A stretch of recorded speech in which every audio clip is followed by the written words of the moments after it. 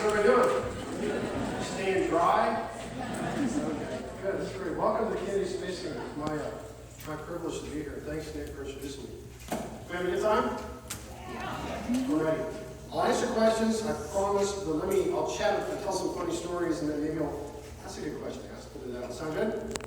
Cool. What I'd like to do today is share the story about what it took for me to be an astronaut.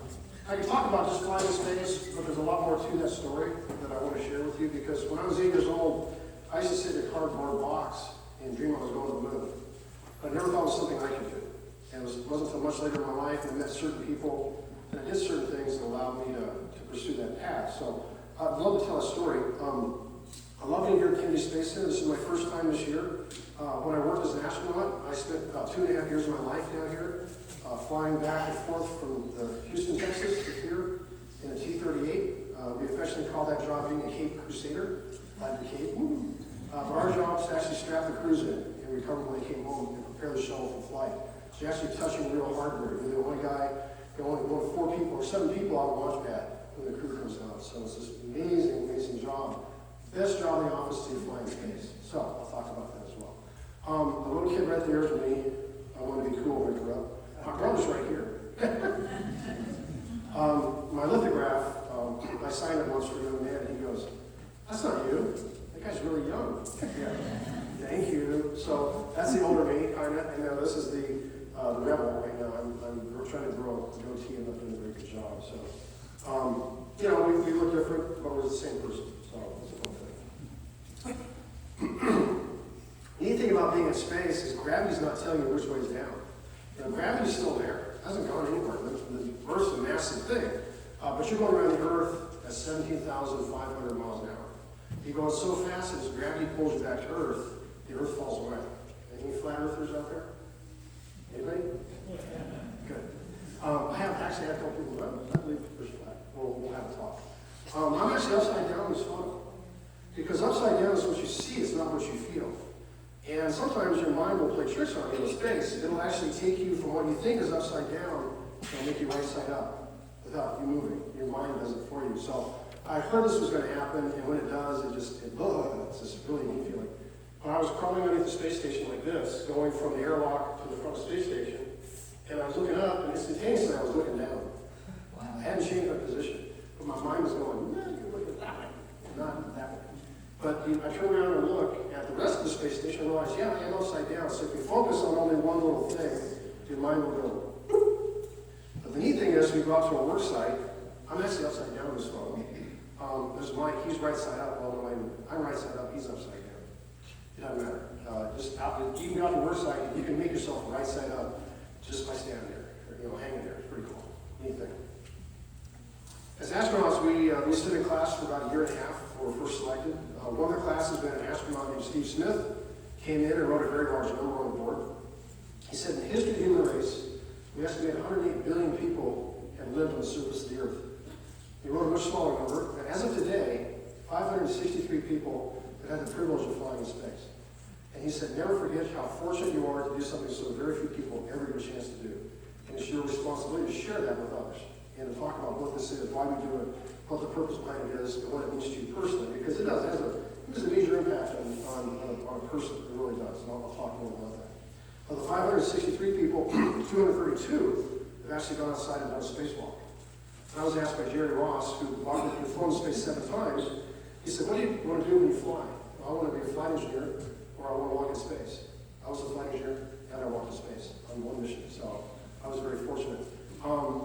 Out of 232, I'm 143rd person in the history of the world to do a spacewalk. A lot of folks will come to me and say, well, John, what's it like on the moon? I didn't go to the moon. You didn't go to the moon? I was 14 years old the last time I went to the moon, 1972. But out of those 108 billion people, 24 people have actually left the Earth and gone to the moon, and of that, only 12 actually worked on the surface of the moon. And 50th anniversary of Apollo, it talks about walking on the moon, walking on the moon, walking on the moon. John Young, Apollo 16 commander, who interviewed me across the table from me, he said, I worked on the moon. I did a lot of work and a lot of walking, but I did a lot of working. So 12 men worked on the surface of the moon. And I'm fortunate that most of those guys I watched on TV growing up. and I wanted to be one of them. And it wasn't until much later in my career, had a line of tables at an event, General Stafford, Apollo 10, Apollo Soyuz, 2 Gemini flights, the chair was there for me. He said, sit down, you belong here. I'm like, no, you guys, I don't know. It's neat, I get to work with these guys as colleagues, and they're remarkable folks. My journey started in blank screen. Where the hell did we go? Try it. One more. We were talking about saying I'm working earlier. There it is. Yeah, my journey started in Oklahoma. Back in Oklahoma? Maybe? No. This is in Ada, Oklahoma. This is little kids and me. My brother is in the picture. My great-grandma, my grandpa. I'm a member of the Chickasaw Nation of Oklahoma. My heritage from the tribe comes from my great-grandmother. This is in Indian housing in Ada, Oklahoma. I'm very proud of my Indian heritage. I actually work for my tribe, the Chickasaw Nation in South Central Oklahoma. I was a remarkable entity, great leadership. I didn't grow up there. I moved about 14 times by the time I got out of high school. My parents moved us all over the place. My dad was a pilot. Gave my first flying lesson when I was maybe 10 years old. I got to fly with my dad. He'd take the airplane and he'd take pictures out the window. So I was comfortable in an airplane, but I never earned my pilot's license until much later. Like that. I was living in Texas, graduated, moved to Colorado. I didn't go to prom, I just wore a suit. My boss was letting me off of work. My parents told me I had to go to college because neither of them did. My mom actually dropped out of high school to raise a family when she was 15. I mean, when she was 20, my brother was 17. Earned her GED in her 20s and went on to become a registered nurse in her 30s. My dad has a PhD in experience, but he's never gone to college. He was a very, very mechanical oriented kind of guy, and so I was working in engineering. But they left it up to me to figure out what to do. You know, I like being outside. I didn't like being behind the desk. That was not my thing. I lived in Colorado. It changed a little bit when you go to school. It changed to Colorado. And the year that I was in college, my first year, I was taking some basic stuff, and I really wasn't motivated. I didn't really know what I wanted to do. I would go outside a place called Garden Mountains in Colorado Springs, Colorado, and I met 2 guys rock climbing one day. And the guy said, lean down, and he said, hey, do you want to learn how? I said, yes. So I learned how to rock climb, and I enjoyed climbing so much that I did study, and I earned a bad word. I had a 1.72 grade point average, I had less than a C average, and I was suspended from the University of Colorado as a freshman. So why am I standing here? How do you ask it? Well, it's what you do when something like that happens. You know, I actually took my job as a rock climber, and I was hired on a crew on Interstate 70 in Colorado. This is the Colorado River, the Glenwood Canyon. This is the interstate right here. We built this one, but to build this, I had to hang off of these cliffs with a piece of glass. And I would rappel down, and I'd climb up to here, and I'd rappel down and hang here, right, overhang right here. And these guys on the ground would shoot an infrared beam of light to the prism I held in my hand. So the prism is cut so that even if you look at it, the light goes right back where it came from. So if you had a box, and you push the button, and it would send an infrared beam of light to my prism, and it would bounce back. Well, light travels at a constant speed. So if you know what time it took to go there and back again, divide by 2, you know this distance. If you know the distance of that line and the angle of that line, you can determine X and Y, sine, cosine. I was doing trigonometry for the very first time in my life on the side of a cliff. And I worked for guys who were getting paid to do it. And I was lucky that the guy I worked for that owned the company sat me down one day and said, what are you going to do when you grow up? I'm going to do this. Because why not? You can't make a living on $4 an hour. You make $4 an hour, live in the mountains. He said, go back to school, become an engineer, be the one responsible to design the whole thing. Be the boss. But don't be the person that's the lowest rung on the ladder. And I listened to him. And I was fortunate that the college let me back in, University of Colorado, let me back in with a 1.2 grade point. I gave a talk to a bunch of registrars and admissions officers a couple years ago. I said, I'm the guy whose application you threw in the trash. Because I didn't have any change. My only thing is the motivation now to study, and how do you put that on a piece of paper? And so the reality is, you may not do it the first time, but something triggers you to have the motivation to go back and learn, and that's what I did. I was fortunate by the time I graduated from college, I worked for the math department. I love mathematics. And I taught a guy who was my student, who was a retired Navy captain, who flew Douglas dive bombers in World War II. I was his calculus student. I taught him calculus, and he taught me about the Navy. And I joined the Navy in 1983. Took all my hair off. 14 weeks later, I was an officer. I went on to earn my wings of gold, a P-3 Orion. I hunted up Russian submarines. That was my job, all through the Pacific. Stationed in Alaska, stationed in the Philippines. Phenomenal platform. They just retired the last squadron just deployed this year. replacing it with a derivative of a 737, Boeing airliner, and called P8. Great time. I realized that most of the guys I worked with that were Navy pilots went on to become airline pilots. And I knew if the dream I had as a kid, if I wanted to be an astronaut, I'd have to go and be a test pilot. I'd have to go on and get a master's degree. So I applied twice to test pilot school. I realized that about half the people I used to watch on TV in the 60s, half of them did the exact same school, because their names were on the plaques of the graduates. So if they were astronauts, why not me? If you don't apply, you won't be an astronaut. So I applied twice, earned a master's degree in aeronautical engineering, applied again to be an astronaut, and I was selected as the 60th group of astronauts in 1996. A young guy right there to me. 44 astronaut candidates, ASCANs, they call us, astronaut candidates. 9 were international. They usually pick about 10 to 15, so every class gets a nickname.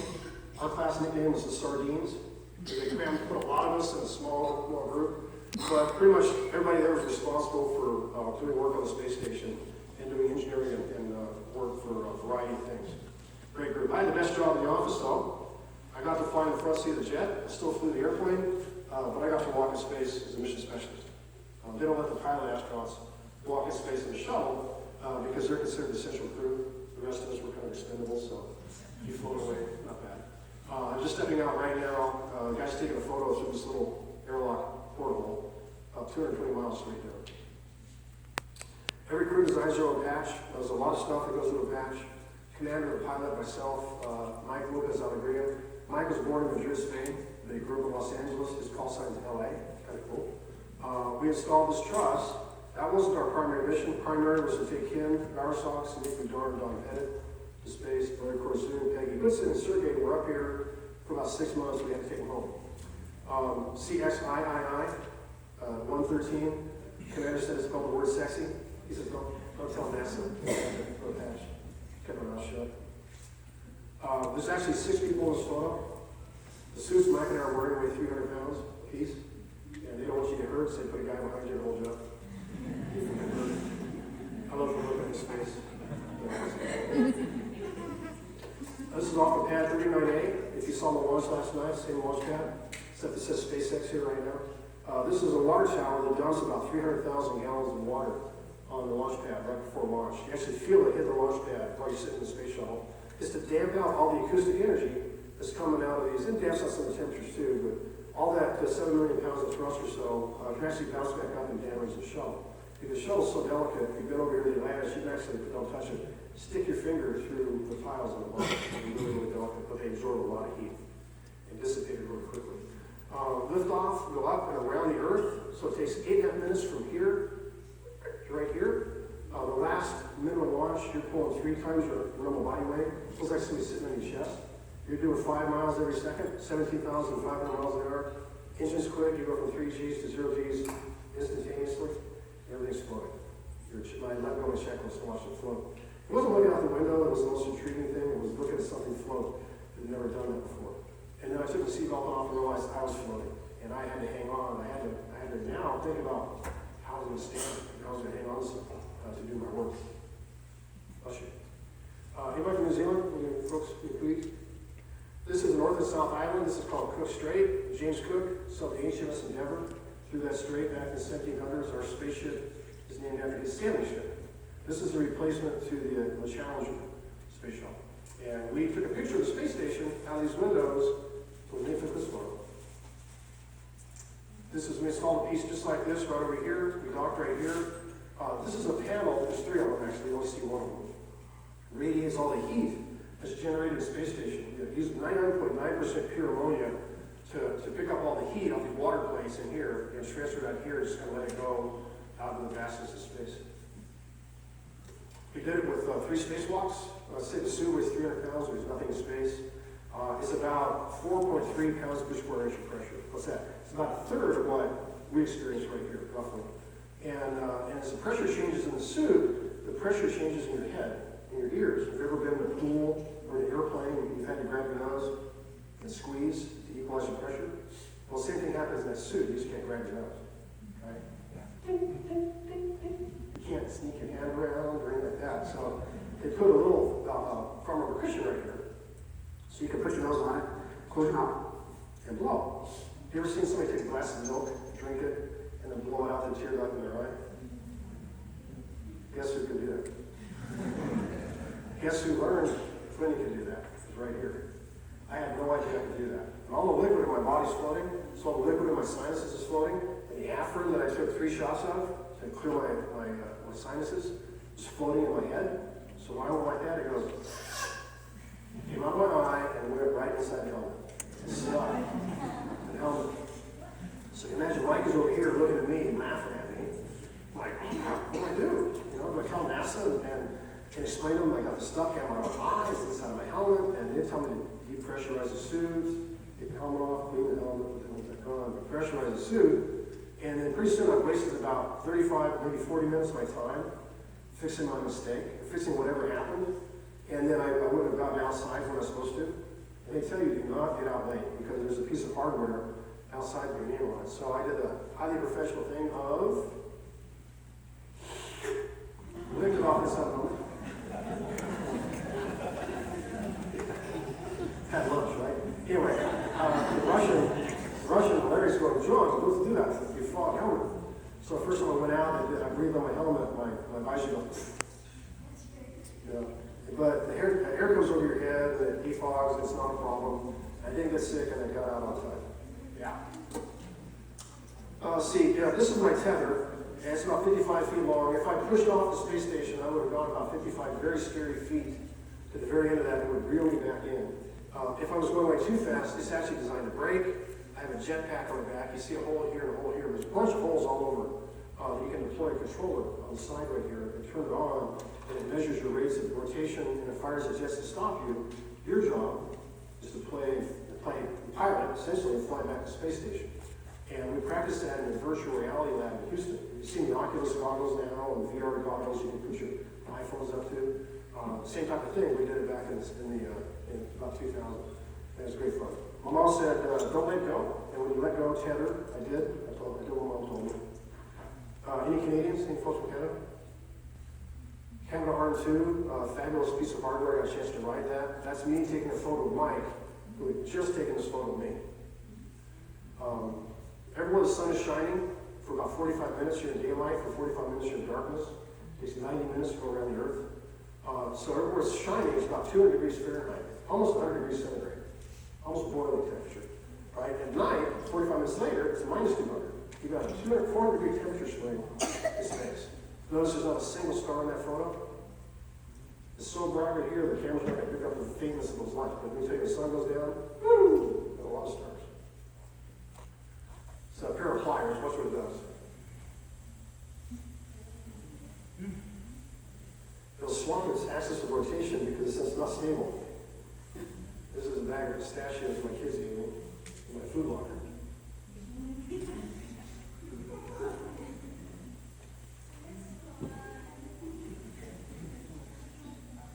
It's a fun way to eat. You'd like to do that. Who wants to eat that way? That'd be fun. This is orange drink. It's orange powder with water. We do it so you can actually see it. The property of a liquid called surface tension causes water to form into a ball. It's a hydrogen oxygen, H2O, really strong bond, makes it that way. It'll do it down here, but it hits the ground. There you go, get it. Highly trained professionals, there you go. This is a chain that my commander got around his neck, and the Russian said, put the ball in water and watch what it does. Air bubble right in the middle there. We slept in sleeping bags. The first time I tried to sleep, I wasn't touching anything. It's a really weird feeling. So I would squeeze myself between these bags and Velcro my head to the pillow. It's actually Velcro to the pillow. Peggy slept standing up, and Paul Lockhart slept on the ceiling. That backflip in the sleeping bag. It's really cool. That was our mission. This is the STS-132. It's just fun. I like to show it. Thank you guys for letting me show it.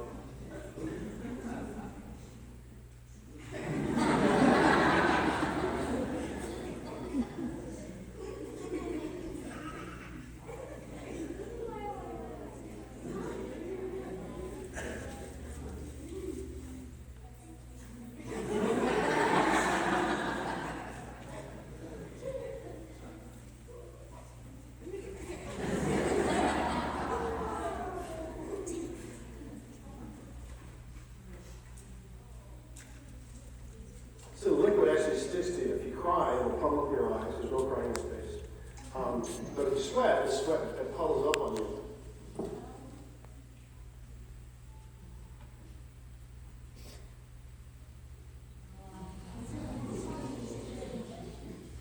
This is just a knob. You spin it really fast. It causes it to be gyroscopically stable. You can actually just blow it around. It'll push it around. It'll be stable until it quits spinning, and then it'll tumble. This tumbler is a guy named Steve Mullen. I think he was a gymnast at the Naval Academy. Not sure though.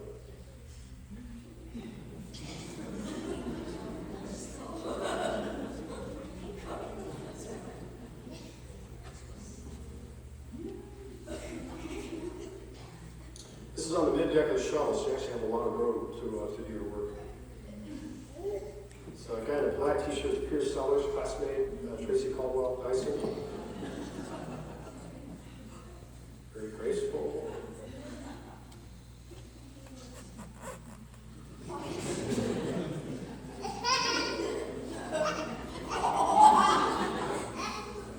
I call this curling in space.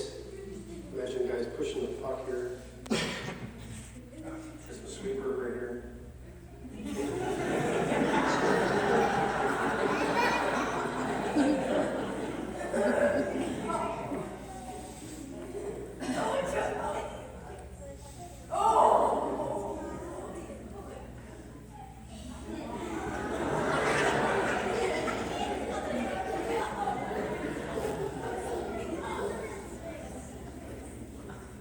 This guy, Suichi Noguchi, is going to be a commander on Space Station here pretty soon.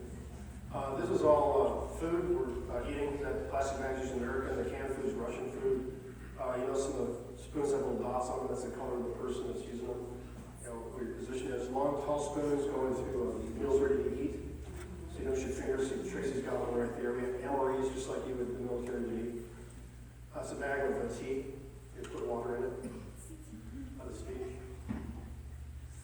And here, please pop your ear.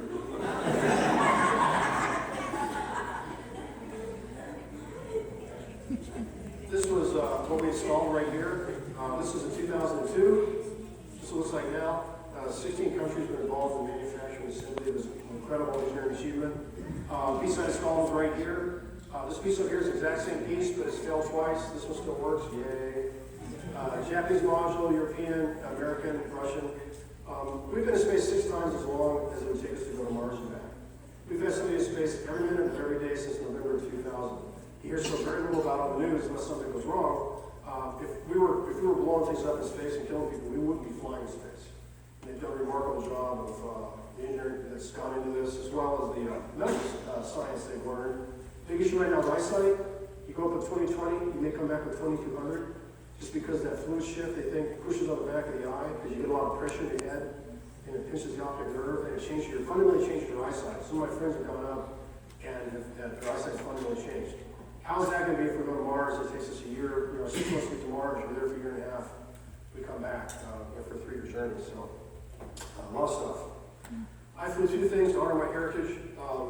Actually took out, the Eagle Feather was given to me by an elder with the American Indian Science and Engineering Society. He was born on the Standing Rock Reservation in South Dakota. His grandfather was a survivor of the Battle of the Bighorn. The flute was made by a Cherokee friend who was an engineer here at the Space Center and uses math to determine where each of the holes goes based on the length and diameter. These are both in the Smithsonian in Washington, D.C. Any idea on the Earth where that might be? You can see it from space. China, that's China. What's this? South Korea. What's this? That's North Korea. Something's not happening in North Korea.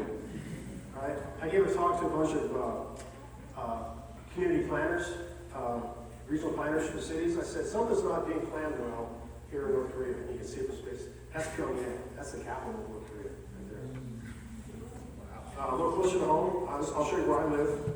This is Salt Lake City. That's the Bonneville Salt Flats. If you run down the Wasatch, you head down here to Phoenix. If you run down I-15, that is Las Vegas. If you keep going, your feet get wet, that's Los Angeles. San Diego's down here, San Joaquin Valley, San Francisco, Eugene, Salem, Portland, Oregon, Boise, Idaho. I live right here in the mountains of Idaho, a little place called Blue Mountains. Great view from space. A little closer to where we are now, I left the Earth from right here, pad 39A. I landed right here at the shuttle landing facility. We assembled the vehicle right here. We are right here at the visitor center. Right there. Pretty neat to see it from space. And you can see if I come home, we had a 3-day vacation coming home because we had bad weather. When I flew over, I could see it was bad because it was bad all the way back across the Gulf of Mexico. So I had a 3-day vacation coming home. The Hubble was launched. If you've seen the Hubble over here next to Atlantis, it's an amazing telescope. Launched in 1990 with bad eyesight. The mirror was messed up and wasn't ground properly. We sent astronauts up to fix it. Luckily, we could do that. So now this is what you can see. This is called the Eagle Nebula. Some people call it the Pillars of Creation. I had a 5-year-old in Portland, Oregon, told me, that's the place stars are born. It's a stellar nursery. This is a stellar oven right here. All these little dots right here you can see are stars being formed. Because this is hydrogen gas and dust. Okay, and as the dust collects on itself, stir, gets more massive, the more mass, the more gravity, the more mass it pulls in, to the point it's so massive it collapses on itself and it fuses the hydrogen into helium. And we have one about 8 minutes away called the sun. So this is where stars are born, stellar nursery. This is how it actually is. That's actually a picture of what's out there. It's 7,000 light years from the Earth. Okay? It took 7,000 years for the life of this formation to make it all the way across the universe to the Hubble. So you're looking back in time 7,000 years. Since it's a time machine, we can look back and see how the universe was formed, how stars were formed. That's an amazing photo. I think this is even more amazing.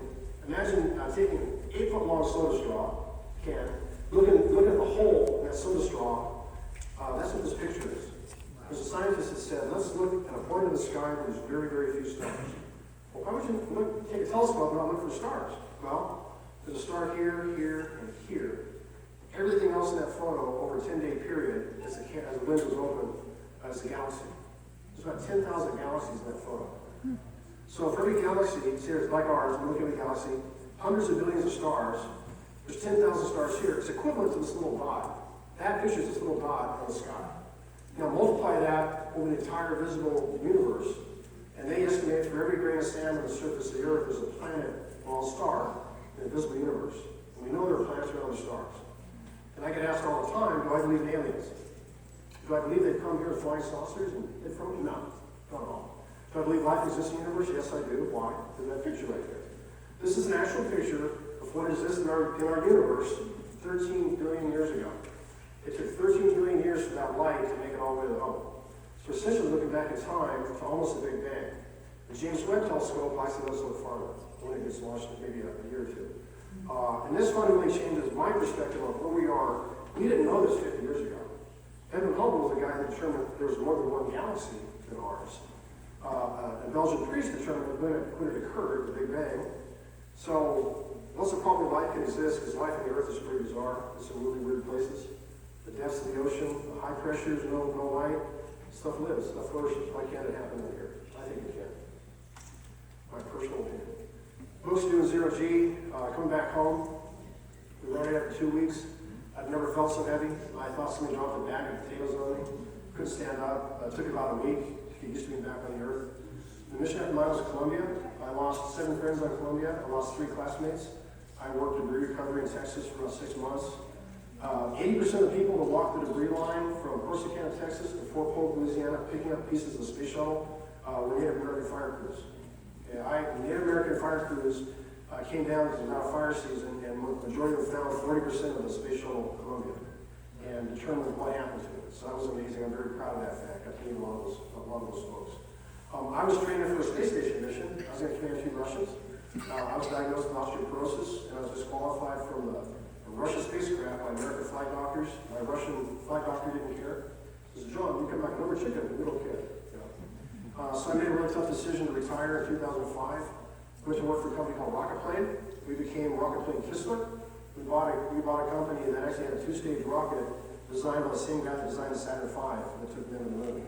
So we had a really good architecture. We spent now $400 million to match what NASA gave us. The other company that won the agreement that we won was called SpaceX. You heard of SpaceX, right? Rocket Plane Kistler, anybody? Yeah, right, I know. He's owned by a billionaire. We were owned by a millionaire. There were no contracts to fly cargo. There was nothing that investors saw as a reasonable rationale for investing $400 million. So, okay. So I left the office, decided As a 50-year-old, I was going to ride my bike from Cape Flattery to Cape Canaveral. And I stopped at Indian reservations and NASA Explorer schools across the country and talked about my journey to space. Right about here, I ended up moving to Idaho, went to school in the University of Idaho, earned a PhD in education. I work with Native American students to look at the factors that motivate and engage them to learn, hands-on learning. And I call this Rocket Trek. It fundamentally changed my life. It was a fabulous bike ride. That's what I do is I work with students. You know, I like hands-on learning. That's how I've done my entire life. That's what a little bit of literature shows in the Native community for success in education is hands-on learning. How do we do it? How many educators do we have? How many teachers? Thank you for teaching. Okay, my sister's a great teacher. How do we bring the classroom and get these kids motivated to do stuff that ties to what interests them? A guy named John Dewey, who was John Dewey, an educator back in the 30s, came up with a laboratory, and so my research is based on that, and it was a fabulous time. I wrote a children's book about my training to become an astronaut. My tribe actually published this book through White Dog Press. The back of it is a vocabulary from Chickasaw, Chickasha to English. So there's no word for astronaut. So they just have astronauts that walks above the earth, above water. So Chickasha Abanoa, so Hushafoit, Chickasha Abanoa, my name, Chickasaw above water. And I'll be selling these, I'm not selling them, I can't sell the book. But the bookstore here will have them. I'll be signing autographs here in about an hour, about 30 minutes. It's an e-book. It's the only one that's got that type of vocabulary back. Awesome. Harriet Tubman, bless her heart, she was going to kick Andrew Jackson off the $20 bill this year. Not going to happen now. I have issues with that. The thing is that Andrew Jackson kicked my tribe out of the southeastern United States back in the 1830s.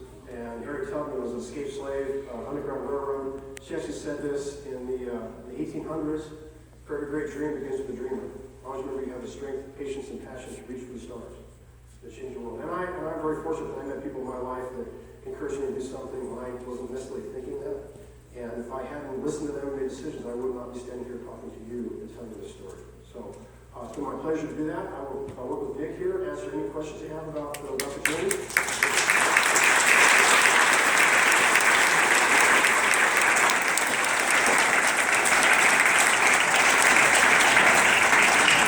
If you have any questions for John, feel free to raise your hand. We'll bring the microphone to you.